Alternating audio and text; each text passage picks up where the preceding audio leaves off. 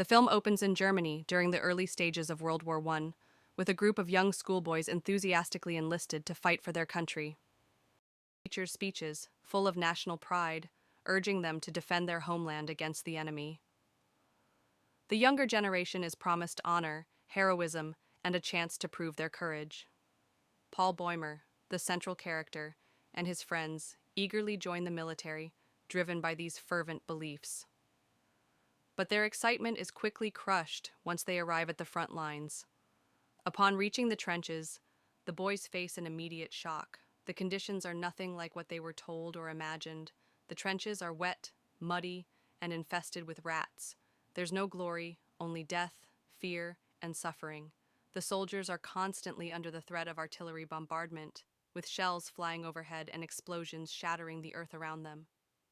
Paul and his friends are immediately thrust into the violence of war. Their training does little to prepare them for the reality of battle. Paul's first kill is particularly poignant.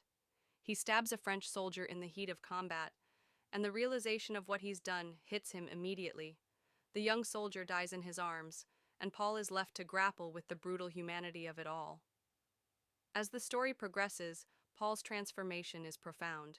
His youthful enthusiasm and belief in patriotism fade as he sees the horrors of war firsthand. The film highlights the psychological toll of battle, particularly on the young soldiers. The longer Paul stays at the front, the more disconnected he becomes from his former self.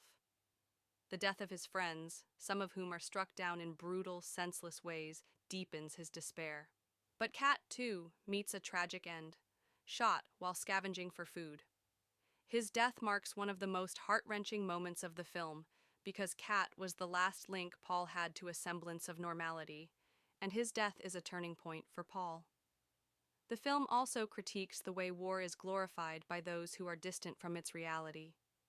Paul is killed just days before the armistice is signed, which would end the war. His death feels like a cruel irony, a symbol of how millions of young lives were extinguished in a senseless and futile conflict. Thanks for watching. Make sure to like and don't forget to subscribe for more fast recaps.